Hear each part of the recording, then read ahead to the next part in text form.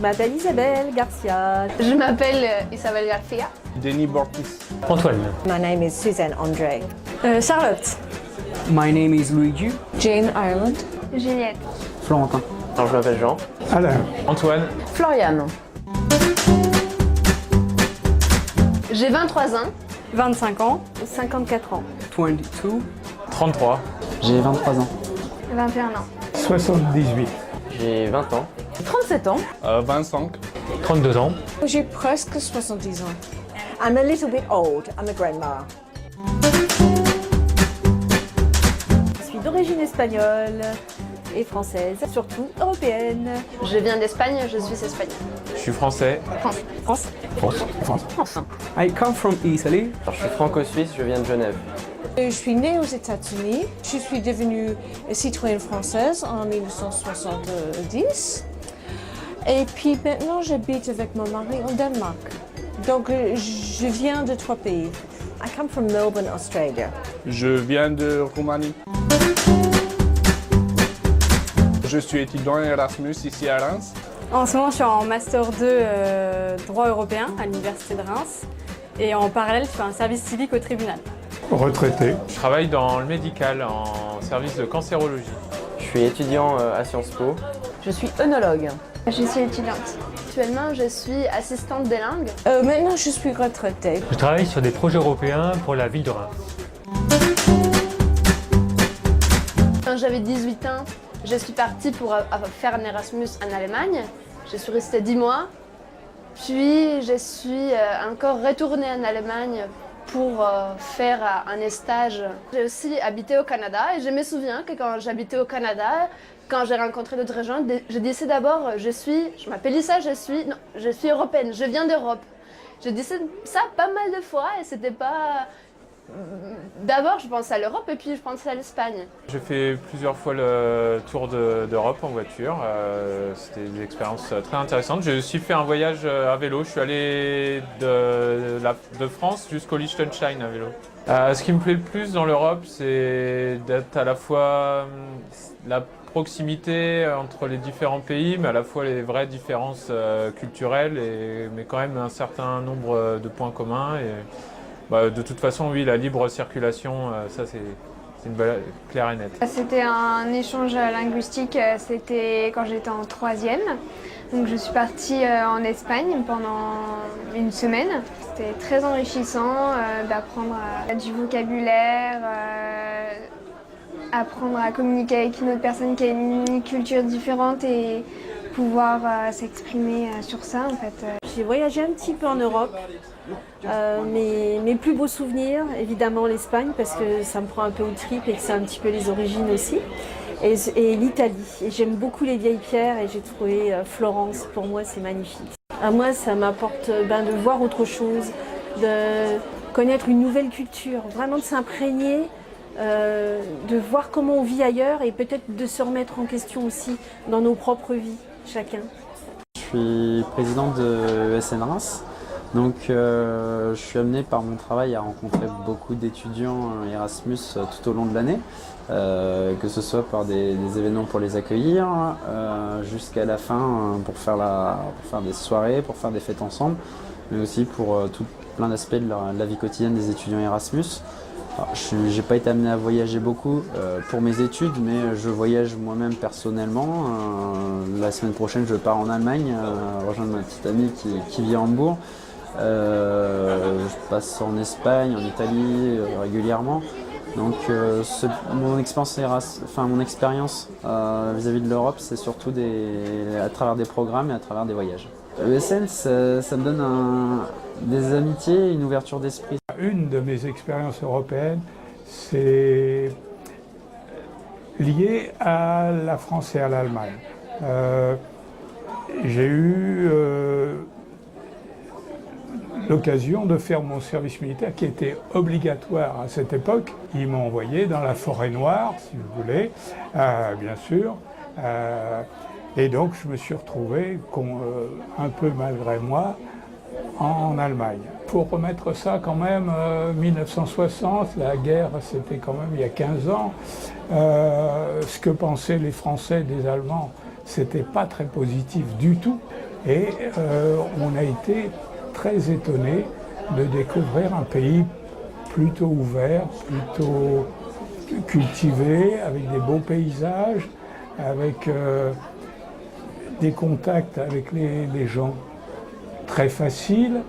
Cette obligation de quitter sa famille, de quitter sa ville, de quitter son milieu et de se retrouver entre jeunes ailleurs, qui plus est dans un pays étranger. Je trouve que l'expérience pour ces jeunes, pour moi, a été positive et depuis je vais pratiquement tous les ans en Allemagne pour visiter ce pays.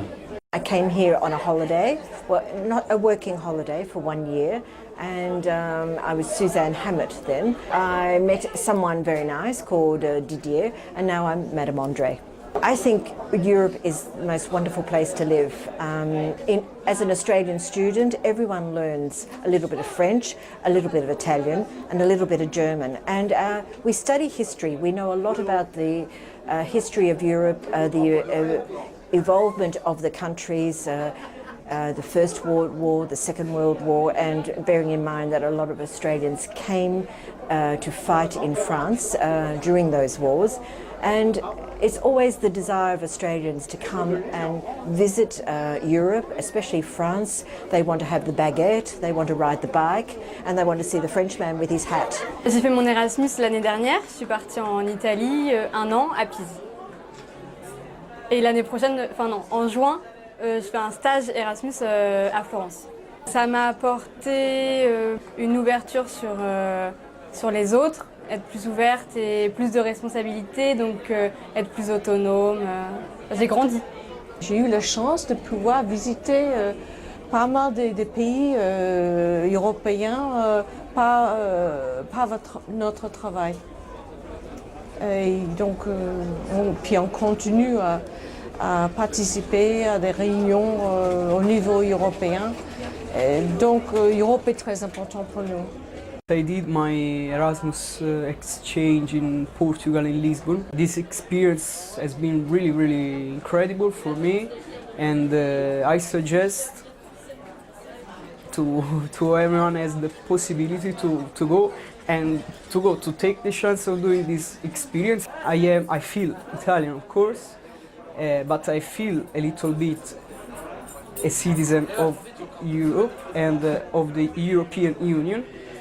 And after this exchange, of course, this feeling increased in me. On envoyait des demandeurs d'emploi en stage dans un autre pays de l'Union européenne, dans le cadre du programme Leonardo à l'époque, l'ancien programme Erasmus+. Et c'était des jeunes demandeurs d'emploi qui avaient maximum Bac+2, qui pour la plupart n'étaient jamais sortis de leur région, et qu'on envoyait en stage en Hongrie, en Lituanie, en Slovénie, voilà, pas seulement en Angleterre et en Espagne.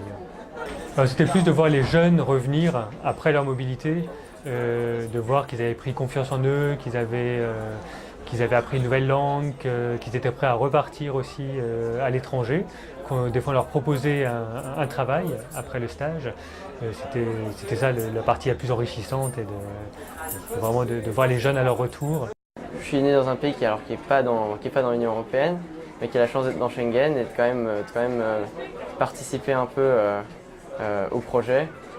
Et puis bon, ça se traduisait par des choses toutes bêtes, passer à la frontière à peu près tous les jours, avoir une certaine liberté qui semble assez évidente pour nous.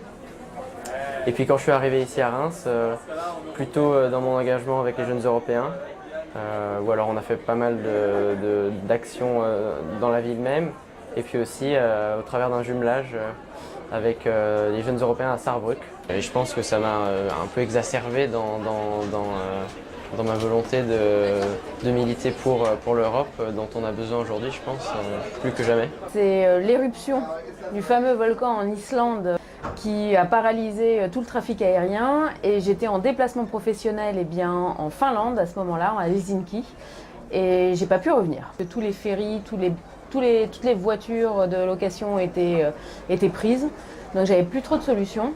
L'accueil de notre hôtel qui a trouvé quelqu'un qui logeait dans l'hôtel, qui était également finlandais mais qui habitait en Suisse et du coup qui devait passer voir des amis en Allemagne. Donc on est partis ensemble, je ne connaissais pas du tout cette personne et on est partis tous les deux se faire un road trip et ça a été assez magique comme moment de trouver et de connaître quelqu'un pendant 2 jours et demi. On est restés en contact ensuite ensemble, voilà. Mais c'est une belle histoire en tout cas de traverser plusieurs pays où finalement il y a quand même une certaine solidarité. Je souhaite tout d'abord que l'Union européenne continue de se développer, de s'unifier, que ce soit sur tout un tas d'aspects, sur la défense, sur le plan fiscal, mais surtout que les gens continuent d'essayer de se rapprocher à travers de différents programmes et que la mobilité européenne soit une réalité pour tous les Européens et pas quelques privilégiés. Après ce Brexit, l'Europe va prendre aussi une voie ascendante et va monter. Donc c'est une période un peu difficile, mais ça va y aller, je suis sûr. J'essaie de plutôt être optimiste, d'espérer que ce genre d'événement justement nous force à nous rassembler et à comprendre que justement on n'arrive plus à faire face à ce genre de problème tout seul, malgré ce que certains disent. Et donc moi je fais pas partie de ceux qui pensent que ce serait la fin et qu'on va retourner à nos petites guéguerres et à nos disparités. Donc moi je pense qu'on peut utiliser ça comme une occasion de devenir plus fort, plus intégré. Moi je suis pour l'Europe. Parce que je trouve qu'on a tous des racines qui nous viennent de partout. Moi j'aimerais qu'on nous demande plus notre avis justement sur l'Europe, comment la bâtir, comment mieux vivre ensemble, vraiment créer des choses ensemble, qu'il y ait plus de liens entre les diverses entreprises, qu'il n'y ait pas seulement des rapports d'argent, qu'il y ait vraiment des rapports humains. Je pense que l'Europe puisse se défendre quand on utilise des faux arguments contre le projet européen.